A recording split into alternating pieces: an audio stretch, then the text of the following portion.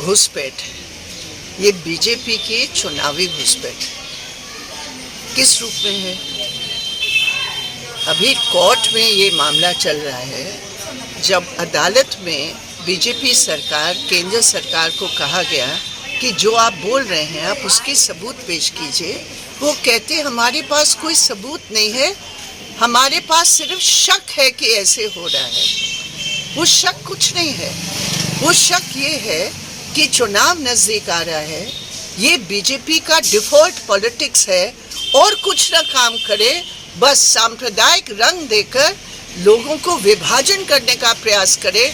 और उसके लिए वहां से लेकर आए हिमंता बिस्वा शर्मा, जो मुंह खोलते ही सिर्फ जहर निकालता है, कोई शब्द नहीं, वो सिर्फ जहर ही फेंकता है। ऐसे आदमी को यहाँ लाकर इस पूरे चुनाव को प्रदूषित करने का, सांप्रदायिक प्रदूषण करने का इनका पूरा प्रयास है। हम समझते हैं कि इलेक्शन कमीशन को इसको नोट करना चाहिए और इसके खिलाफ सख्त कार्रवाई करनी चाहिए। वो भी बिल्कुल संविधान का विरोधी बिल है। आप बगैर वहाँ की स्टेक होल्डर से बातचीत किए आप तुरंत इस प्रकार का बिल लेकर आए, पूरी संसद के अंदर आप डिफेंसिव में पड़ गए।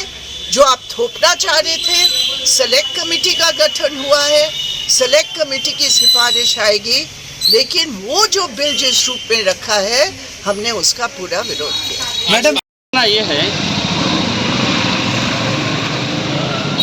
कि 1995 के बाद 2013 तक बहुत से बिल लाए हैं वक्फ संशोधन के नाम पे,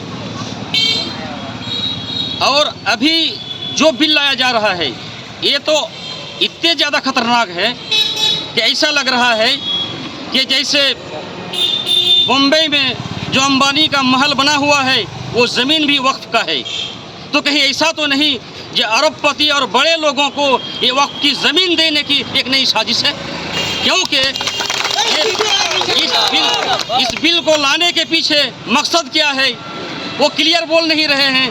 साथ ही साथ ये जो ज़मीन बेदखल है उनकी बाजियाबी के लिए उसकी अतिक्रमण को हटा करके मुसलमानों को सौंपना चाहिए था, लेकिन आज तक सौंपने का काम नहीं किया, बल्कि ये ज़मीन बर्बाद हो रही है और बेदखल हो रहा है। उसके खिलाफ कोई कार्रवाई नहीं ना करके जो है ना फिर उनको देने का ही प्रयास है, ऐसा ही हमारा मानना है। बहुत